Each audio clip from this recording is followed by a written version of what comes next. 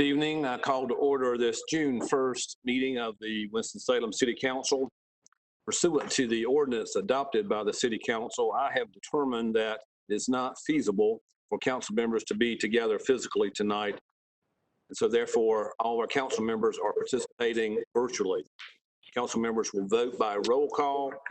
The council member will be recognized or raise their hand and state their vote. Would the city secretary please call the roll? Councilmember Larson. Present. Councilmember Clark. Councilmember Bessie. Here. Councilmember Scipio. Present. Mayor Pro Tem Adams.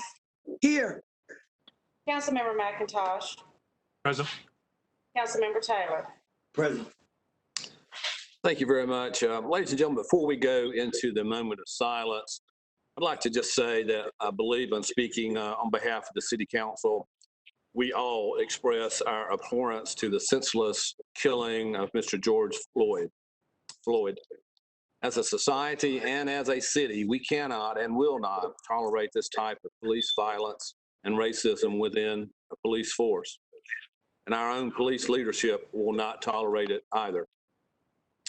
This type of action not only damages and hurts citizens, but it also greatly erodes the trust in our police department, despite the good work of a majority of our officers each and every day as they do their jobs.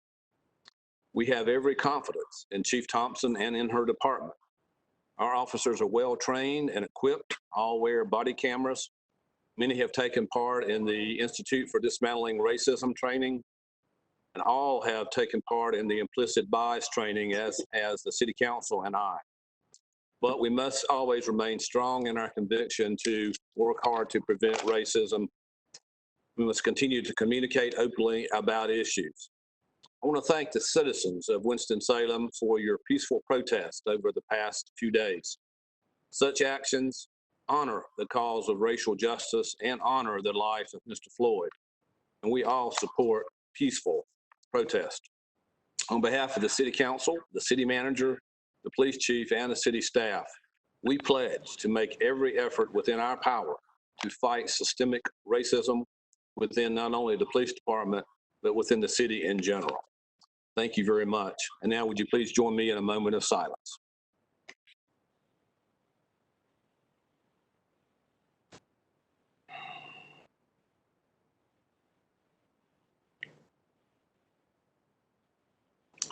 Thank you very much. Tonight's agenda of the City Council is comprised of the following items. We have an update on the COVID-19 federal actions and programs. There are 3 zoning petitions. There's an item related to the certificate of a public convenience and necessity. There's an item related to a memorandum of understanding between the city and the Forsyth County Veterans Treatment Court. An item regarding the Skyline Village Apartments. An item related to City Council meeting locations, and an item appointing a new City Council member for the Northeast Ward. The zoning petitions are listed as public hearings, and when these public hearings are called, persons will be given an opportunity to speak virtually. If there is opposition to the zoning petitions, the proponents and the opponents will be each given 15 minutes for a presentation and 3 minutes for rebuttal. If no one wishes to speak, I'll close the public hearing and the City Council will consider the item. Written comments will continue to be accepted on the public hearing items until 7 p.m. on June the 2nd, 2020. It's tomorrow.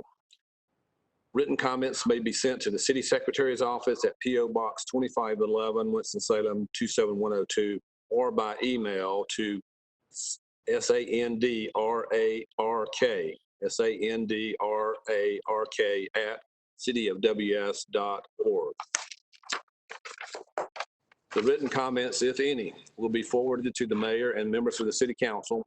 And if desired, the appropriate City Council, based on the written comments that they received, may make a motion to reconsider an item at a subsequent meeting.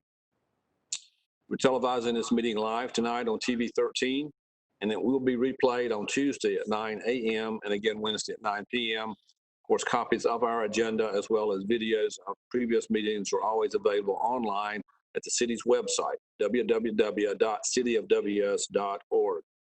Just simply click on the city government menu and watch the meetings online option. May we have the first item, please? Item Z1, update on federal legislative response to COVID-19 pandemic. Ms. Leslie Mazingo, who's our federal lobbyist, is with us tonight. And so, Ms. Mazingo, if you would give us a brief update. Yes, sir. Thank you, Mayor Pro Tem, members of the City Council, and City Management. Thank you for the opportunity to speak with you this evening. I'll try to make my remarks brief and leave questions. So far, the federal government has presented and passed and signed into law basically 4 packages. They've come in phases that I'm going to describe to you very quickly. And they're currently working on the 5th package, which I will also cover very, very quickly. The first phase, as they call it, was the Coronavirus Preparedness and Response Supplemental Appropriations Act. That actually seems like a lifetime ago, to tell you the truth. It was passed on March 6th at $8.3 billion. That was primarily funding set aside for vaccine development and public health funding. And to give you a sense of what has happened in a short amount of time, we had, at that point in time when that bill was passed, we had 11 Americans who had died from the virus. And as we all know, we're well over 100,000 now. So that gives you a sense of how far this thing has taken us. The next bill that came through that most folks are very familiar with is the Family First Coronavirus Response Act. That was considered phase 2. That law is at $104 billion, and it was primarily meant to provide expanded unemployment insurance as well as sick leave policies to be followed. And again, that's considered phase 2, called the Families First. Then you have phase 3, which was the Coronavirus Aid, Relief, and Economic Security Act, what's known as CARES Act. Many folks have heard that reference to CARES Act. That was actually passed on March 27th, just a week and a half after we saw the Families First. So things were moving very, very quickly. It's considered, as they call the big one, it was $2.2 trillion. And then actually goes up as high as 6 when you consider Federal Reserve initiatives that are part of that. That is the bill. The CARES Act is what included the individual payments through the IRS back to most Americans, as well as establishing the very popular Paycheck Protection Program. So it was set up during that time. And then in between that, the next phase, they called actually 3.5. Because rather than having new initiatives prepared in that particular measure, what it did was actually put funds back into to replenish the small business program, the Paycheck Protection Program that I just mentioned. It was meant to replenish that because the funds that had been set aside for that event initially had already been expended. So they expanded the program back to that. That was roughly $484 billion that went into phase 3.5. So even though I said we're now working on what's called phase 4, but because of phase 3.5, it's considered the 5th measure that they're working on. As many of you know, the City Council has been very, very appropriately aggressive in terms of going after what's needed from the city's perspective. While there's many priorities, we've basically been working in collaboration with the National League of Cities, U.S. Conference of Mayors, and others for 3 primary things. Those things that we're focusing on is the need for direct funding to localities that are under the 500,000 threshold that was established under the CARES Act, which meant that Winston-Salem was not eligible for those funds. We're also working for the flexibility for any future funding to be allowed for revenue replacement. And I'm sure the management can speak to that if there's questions, specifics on those. And then the third part being allowing the public sector to receive the same payroll tax credit benefits that was given to the private sector under the federally mandated leave policies. So those are the areas that we're pushing the hardest for this next phase. And I will say, to wrap that up, I do believe, in large part because of efforts like those from your city council, that we've made a lot of progress in terms of building the interest in seeing something done for state and local governments and direct assistance in this next phase. But my concern continues to be about urgency. I don't get the sense from Capitol Hill or the administration that there's a sense of urgency, and there needs to be, because you all are facing budget, a balanced budget that you have to come to. And without this aid, I'm very concerned about the shortfalls that cities like yours across the nation will see. So I commend and applaud the city council for the work so far, but I also encourage you not to let up the pressure. We've got to keep we got to keep repeating the message and not allow this to fail. Thank you, sir. Thank you, Ms. Mazingo. Does a council member have a question? Councilmember Adams. Members of the council, Ms. Mazingo, thank you for your work, and thank you for working collaboratively with all of the other partnerships that the city has. I would like Mr. Garrity and Ms. Mazingo and the mayor, if you would send us another email like this evening or in the morning with the phone numbers, contact office numbers of our federal representatives and their emails that we can reach them at. So again, with the instructions that yes, we do have to keep fighting. And I would like for my peers to know that I would request that every day when you get up, you send an email and you make a phone call and you basically let them know that we're indeed an essential city. Again, thank you all. Thank you, Councilmember Adams. Any other questions, council members? All right, thank you. And thank you, Ms. Mazingo. Ms. Mazingo does a great job for us as our federal lobbyist, been bringing home a lot of money to Winston-Salem over the years. May we have item Z2, please? Thank you. Item Z2, continuation of public hearing on zoning petition of 1520 Dune Street for reasonable accommodation. This item continued from the November 4th, 2019 and January 6, 2020 City Council meeting. A request to continue this item to the March 1st, 2021 City Council meeting has been received. We do have a request to continue this for a good while, but as I understand from staff, that will probably take this long to work out the provisions in the code that would be necessary to accommodate that. So I would entertain a motion. Councilmember Larson, this was your project. Yeah, your board. Mayor, council members, if I could have just a moment. I think because this thing has gone on so long, and I think there's some confusion about what's going on here, if we could have a brief statement by the city attorney's office as to what this thing is actually about. It has to deal with group homes and the number of occupancy. It resulted from a complaint that I had in Washington Park, and it got more complicated as we looked into what they were asking for, and the question of supervision on that house site became a problem. So could we just get a brief summary on that? And then I'm going to ask for a continuance because it is complicated and it has become encumbered. Okay, Ms. Carmen, can you comment on that, please? Good evening, Mayor, Mayor Pro Tem, and council members. As Councilmember Larson indicated, this is a request for a reasonable accommodation under the UDO. And because of the language in the UDO and the need for clarification, staff has basically agreed that the continuance is needed to work through the code amendment. Thank you.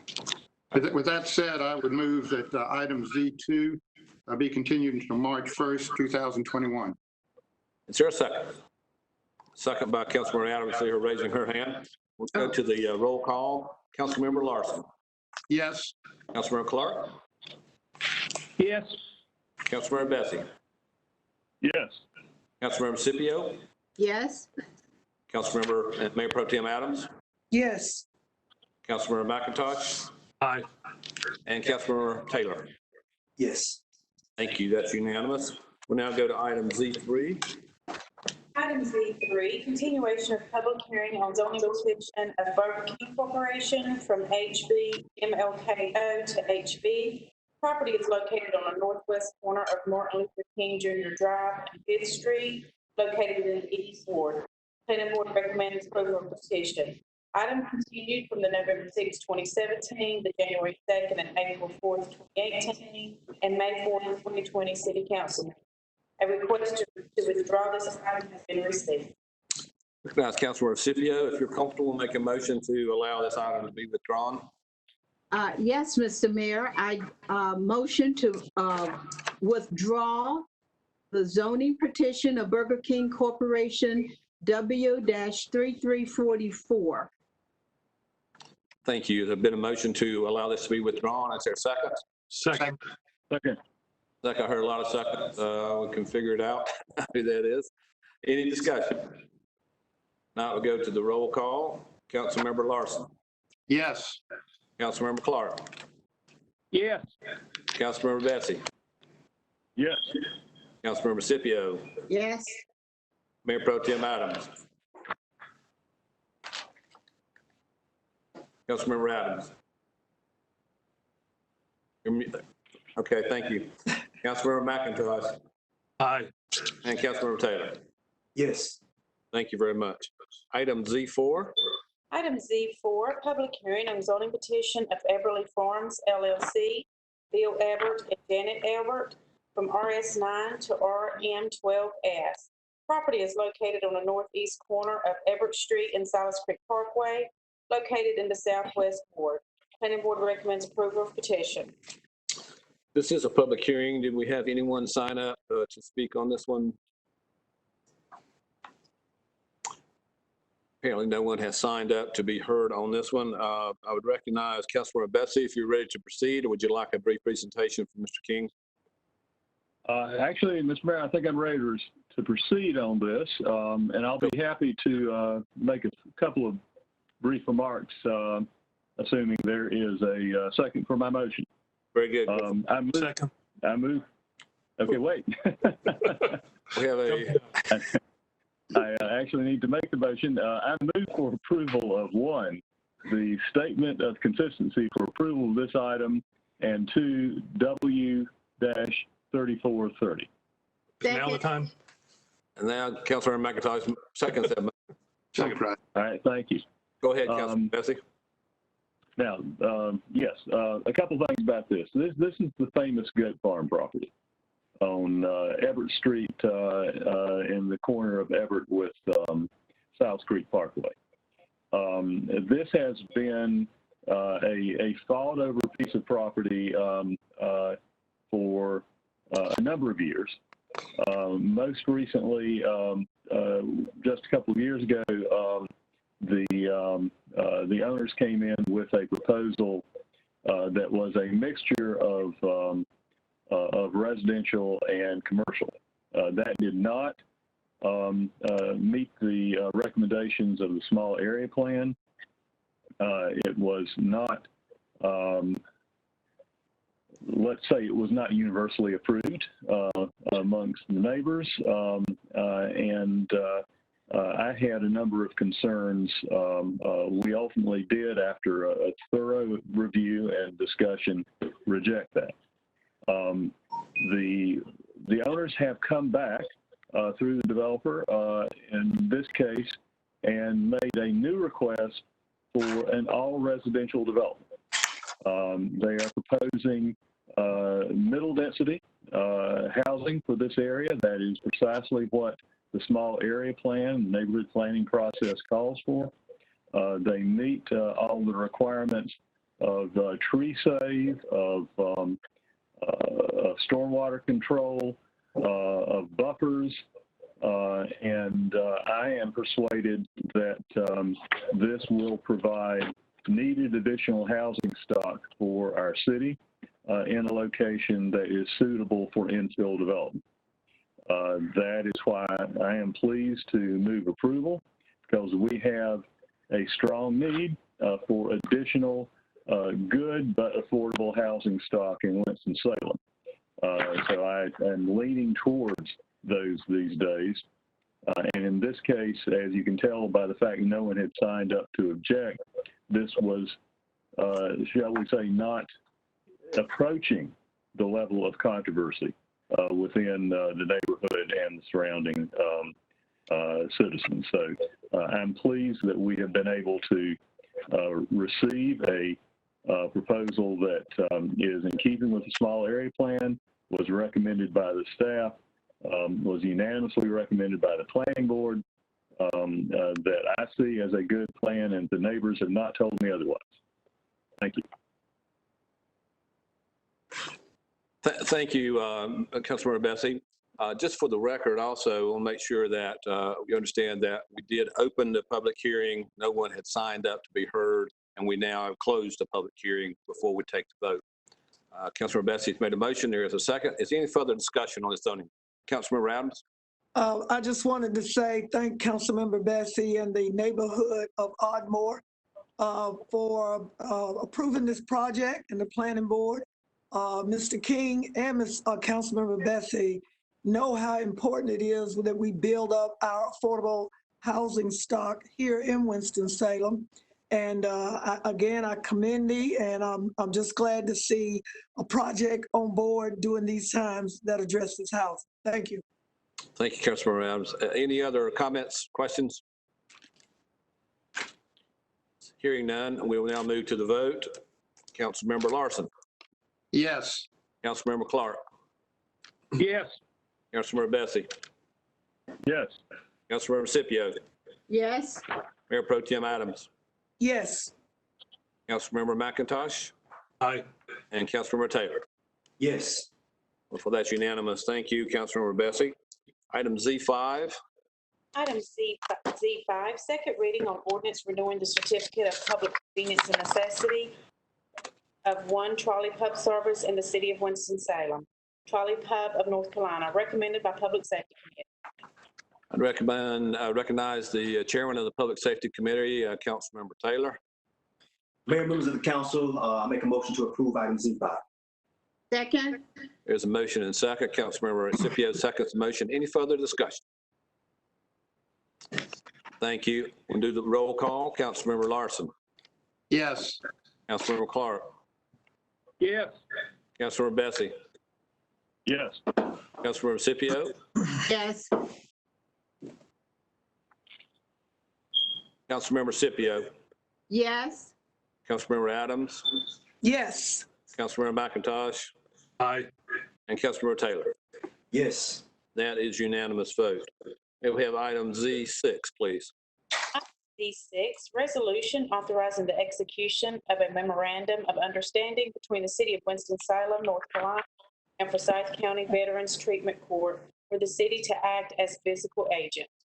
I asked our Assistant City Manager Duquesne just to make a brief comment on this. I believe he's talked to most of us, but Mr. Duquesne, just for the record, to explain what this is. Yes, sir. Good evening, Mayor, Mayor Pro Tem, members of the City Council.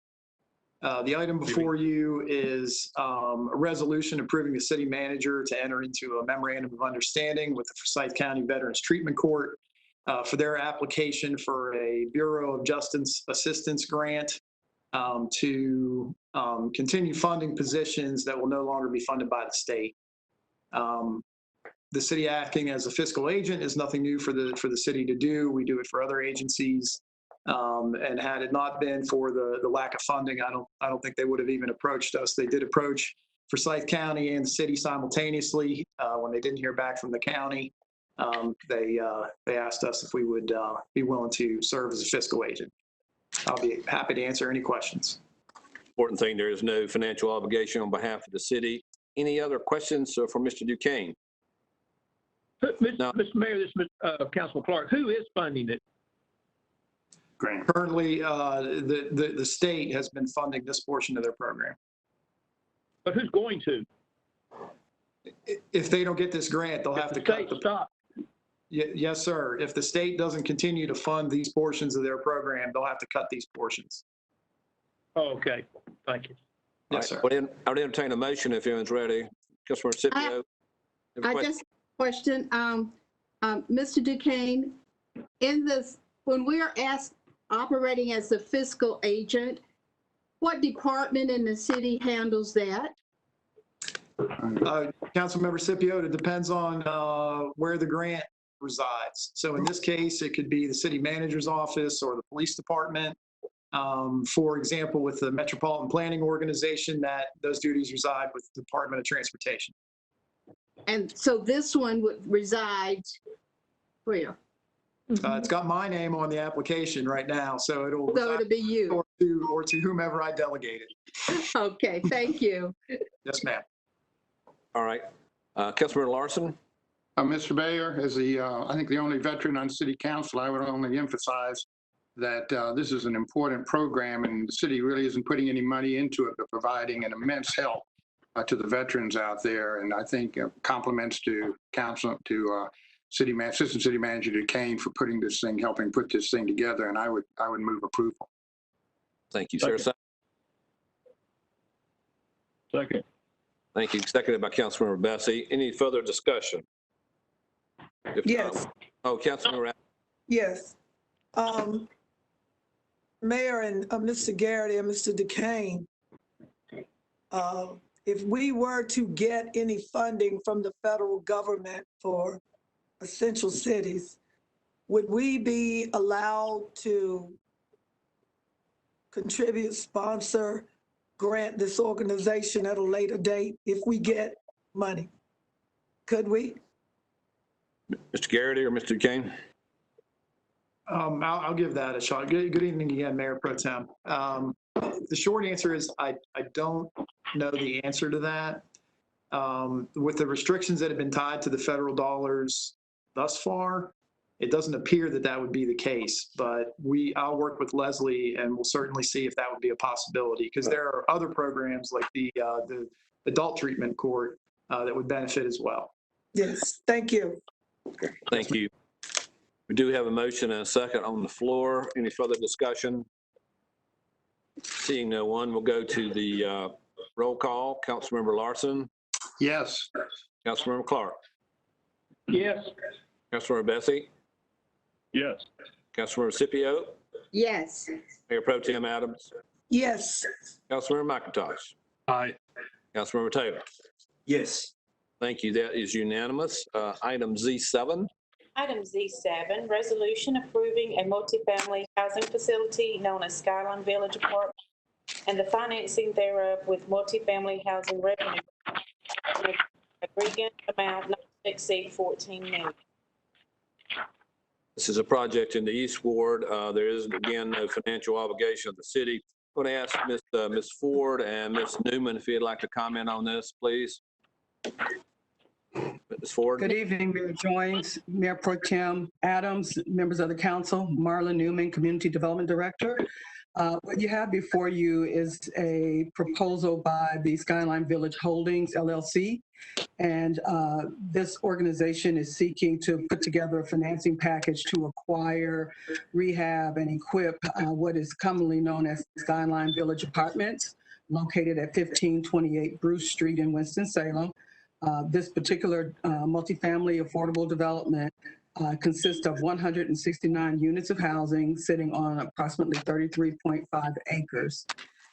As part of the financing package, the Housing Authority of Winston-Salem is poised to be the issuer of 4% tax credit bonds for the development not to exceed $14 million as stated. As a requirement of Section 147, parenthesis F of the Internal Revenue Code of 1986, that provision requires that the local city council give approval to the financing plan that is proposed by the developer and the issuer of the bonds. This evening we have with us both Kristen Kirby, who represents the developer, as well as Kevin Cheshire with the Housing Authority of Winston-Salem, who are prepared to provide any additional information that council requires. Thank you, Ms. Newman. Does anyone have additional questions on Ms. Newman? No, I would recognize Councilmember I do. if you are comfortable for a motion. I do have a question, Mayor. Oh, excuse me, Councilmember Taylor, go right ahead. Of course, I'm reading here that the financing plan has to be approved by the city council before we can move forward with the bonds. But I guess my question would be, can someone give me information on the housing plan? I know there's going to be some rehab, there's going to be some redevelopment here. People are afraid of gentrification in certain communities. Where will the folks who live there go if they need to move out to have their apartments rehabbed? So I need to see a plan on that before I can support an item like this. Ms. Newman, are you able to comment on that, or the developers? I can. Okay. I will start off and then yield to Ms. Kirby or Mr. Cheshire. So the plan is no displacement. The development will remain 100% affordable. It will have a housing assistance contract in place in partnership with the Housing Authority. The development will take place in phases such that no resident will have to move within that development more than once. And so they're proposing potentially 9 phases with moving 20 units at a time. So they'll rehab the first 20 units, then move residents into the new units, rehab another 20, and go through all of the phases until the development is completed. In addition to the HAP contract, the cost of the rent will be according to the residents' income. And they're also looking at a long-term affordability period of a minimum of 20 years. And there's the opportunity for affordability up to 30 years. I'll pause right there and see if Councilmember Taylor, if that is answering some of your questions, if there's some additional questions I might be able to answer, or if you'd like me to yield the floor to Ms. Kirby or Mr. Cheshire. Well, I mean, relocation, Mayor, relocation and rent does matter, but I guess my concern is that proposal isn't included in the information that we have. And we've been asked to make a pretty critical decision without being able to look over that plan. So I'm glad you have it. It just wasn't provided for me to look at in order to vote on something as serious at this time. I understand, sir. Thank you. I think the motion can include those items that Ms. Newman just mentioned in terms of would make Mr. Taylor, I think, more comfortable. It's a good point, Mr. Taylor. I will now recognize Councilmember Scipio if she's ready for a motion. Yes, Mr. Mayor, I do like to say that Skyline Village is in one of the revitalization areas that we approved recently that will be looked at with North Carolina A&T and Habitat for Humanities. And so this is really wonderful to be able to know that the new owners want to rehab these apartments, which are in need of a lot of TLC. So this is apparently required because of how it's being funded that we approve it, though it really doesn't impact any of our city financing. So with that, I move for approval of this request that we approve the Housing Authority going forward with this financing. Second. There's a second, and I'm going to recognize Councilmember Larson, who asked to be recognized earlier. Councilmember Larson, I apologize. Yes, could we have a little clarity that this will not involve any demolition, that the work's going to occur within the envelope of the existing buildings, and a little explanation as to what that work is going to actually be? We've got $14 million and 160 something units. That's about what, $82,000 per unit estimated cost. I'm trying to do the math and understanding what this how extensive these renovations are going to be. What are the amenities that are going in? Mr. Newman? So, yes, sir. Of the $14 million, 8.2 is for rehab. Approximately 34% of the remaining dollars are to actually acquire the property. And then you have the various financing costs for the tax credit application. Of course, they are setting aside a certain percentage of roughly 5% for reserves for the development. So the full 14 million is not for rehab, and the facility is up to 14 million. It may come in at less than the 14 million, but they are expecting about 8.2 million to go into the renovation of those 169 units. And what will that renovation consist of? It was somewhere in here. HVAC, plumbing, new electrical systems, all code compliant? What do we do? Yes, sir. New roof, siding and paint, windows, exterior doors, upgraded insulation, upgraded exterior stairs, flooring, interior doors, HVAC, add utility closet for the HVAC, new hot water heaters, new electrical panels and upgraded wiring, kitchen plumbing, sink and hardware, cabinetry, appliances, smoke detectors, tubs, bathroom vanity, sinks and hardware, toilets. And then on site, you're also looking at adding a playground, picnic tables and a picnic shelter, exterior lighting, regrading, new site drainage and landscaping. Is Chief Mayo here? Isn't that the site where we had a bad fire about 3 years ago and somebody died in one of those buildings? I'm not sure, Mr. Okay. Well, I'm glad we're going to rehab them. It's desperately needed. Good. Thank you, Mr. Larson. Any other questions? Now we'll go to the roll call. Councilmember Larson. Yes. Councilmember Clark. Yes. Councilmember Bessie. Yes. Councilmember Scipio. Yes. Mayor Pro Tem Adams. Yes. Councilmember McIntosh. Aye. And Councilmember Taylor. No. Councilmember Taylor votes no. The motion passes 6 in favor, 1 opposed.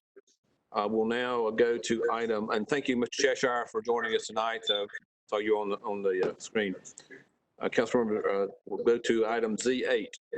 Item Z8, consideration of City Council June 15th and July 6th, 2020 meeting locations. Council members, as you know, we're proposing to have an in-person meeting on these dates, but at the convention center so we can spread out and meet those various social distancing requirements. I would entertain a motion to approve this change in meeting locations. So moved. Second.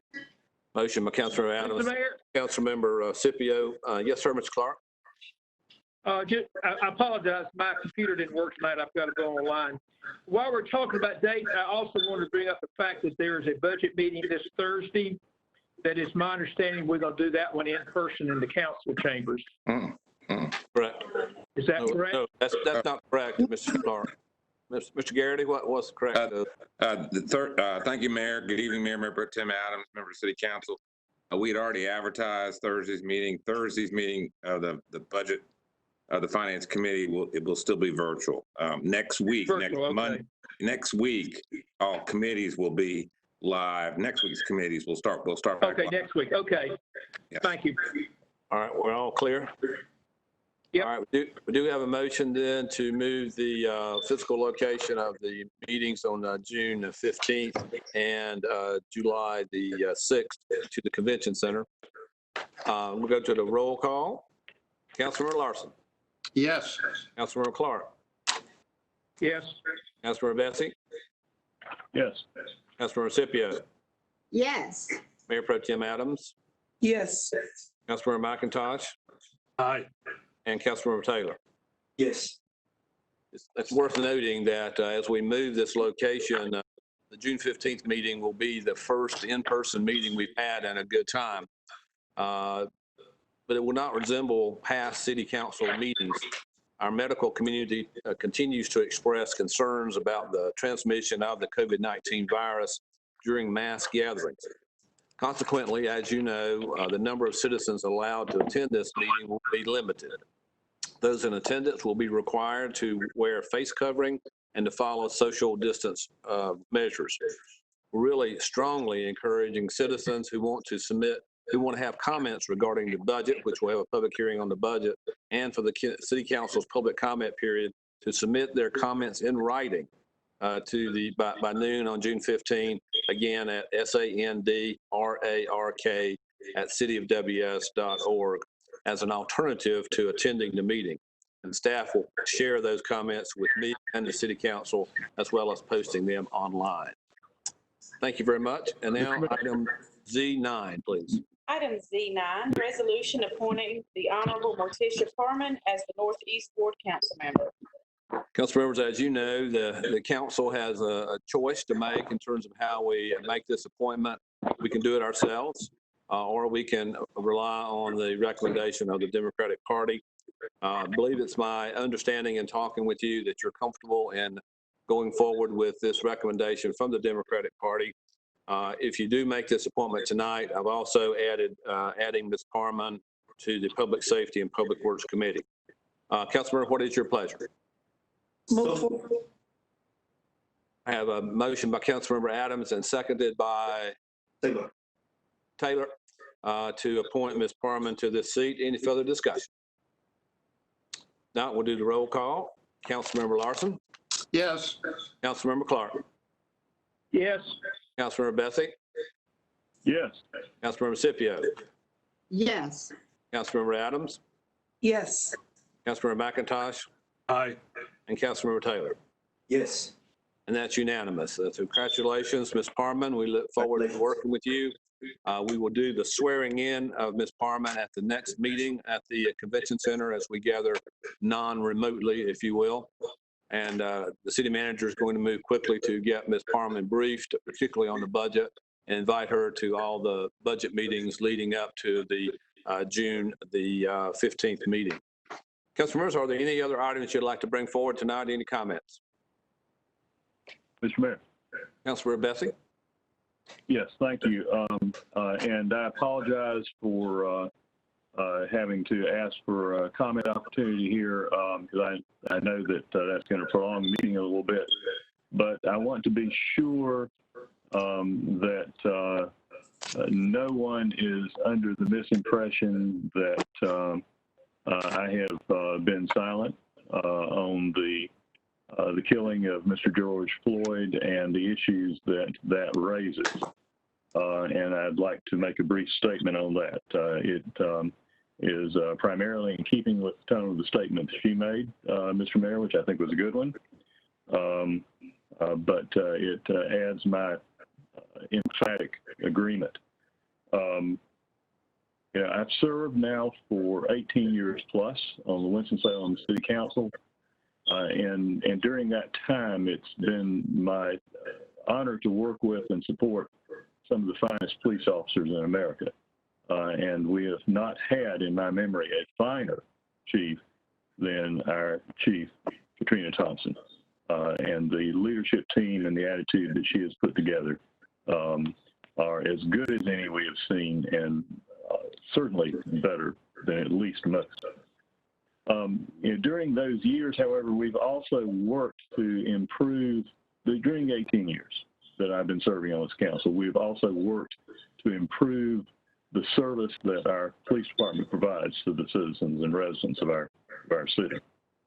We have increased the resources available to them, including resources for compensation and training and recruitment. We have improved the diversity of our force. We have improved the training, which now also includes anti-discrimination and conflict de-escalation training. We have substantially improved their equipment, including outfitting each officer with a body camera and devising and applying strict rules for the use of that body camera during all interactions with citizens. Now, I recognize that no department or city is perfect, neither are we, and we should always continue to strive to improve the quality of our service to the citizens of our city.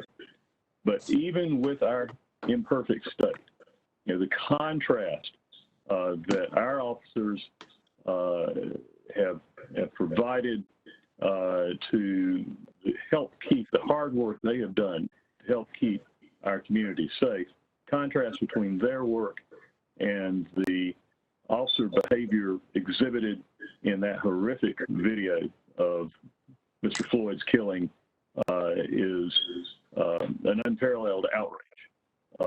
What we saw in that video reflects not just a violation of all reasonable police procedure, but a violation of basic human dignity. I would like to commend the Minneapolis Police Department for their rapid action in terminating the officers involved, and I would like to commend the justice system of Minneapolis and Minnesota for making swift criminal charges in that case. Beyond that, this is not an isolated incident. This is a reflection of a deep problem in our society, continuing a problem of systematic discrimination against people of color in our country. And one of the worst manifestations we have seen in that discrimination over generations has been disparate treatment between white citizens and citizens of color. That is intolerable. We have to continue to fight to change that. And I believe that it's the responsibility of leaders across our nation to speak out in that regard. Whether we're talking about George Floyd, Ahmaud Arbery, Trayvon Martin, or anyone else, we cannot tolerate the continued killing of Black and brown people in in situations where a white person would get a friendly wave from neighbors, or at worst, safe and legal treatment by police. It is our responsibility as leaders and as a community to work together and end this scourge. Thank you. Thank you, Mr. Bessie. Councilmember Scipio. Yes, Mr. Mayor, I just want to reach out to the residents of the East Ward, particularly the residents that live off of Old Greensboro Road. This afternoon, it was discovered that the bridge at the bottom of Old Greensboro Road near 5th Street is in severe need of repair. And at this time, either one lane will be shut down or the whole bridge will be shut down based on assessment of that condition. And we really regret that it will cause a great inconvenience to those residents. But for your safety, we may have to close the whole thing and people will have to find new ways of getting home. But that bridge is close to 100 years old. And just like people, when you get old, things start breaking down and we have to go in and sort of fix them up or replace them. So to the East Ward residents near that use Old Greensboro Road, just know that that is happening tonight and will continue until we can get satisfactory repairs. Thank you, Councilmember Scipio. I'm sure we'll go as quickly as we can on that. Any other comments from council members? Councilmember Adams. Yes, Mayor, members of the council, I'd like to thank the citizens and the facilitators of the peaceful marches and protest demonstrations that have been held in our city over the past few days. What we've seen is, I call them the young folk. They showing and leading the way. And I appreciate that from them. And I have suggested to them that all of us old people, boomers and others, we are here to advise, to consult, to counsel, and to help them find the way to make this better. I know that there was one this afternoon as well, this evening. Again, I just want to thank the citizens of Winston-Salem. And I pray for not just our city, I pray for all the families of those who have been victims of unfortunate hatred and evil. I pray for our country, and I pray that we get through this. I also want to remind everybody, I know we're juggling this unfortunate cloud of racism and hatred and evil, and we're fortunate, we're holding, another hand up with this virus that continues to increase in our city and our county. I woke up this morning, the national news was talking about Winston-Salem, Detroit, Greensboro, Hopper on our numbers. So I'm asking our citizens again, thank you for being safe. Please continue to wear your mask, social distance, wash your hands. Don't go out if you don't have to. We have got to beat this thing back, as well as don't forget to complete your census, people. Thank you. Any other comments from council members? Seeing no one, I'll entertain a motion to adjourn. Moved Moved by Councilmember Adams, second by Councilmember McIntosh to adjourn. All those in favor say aye. Aye. Aye. Any opposed? That's unanimous. We are adjourned. Thank you, council members.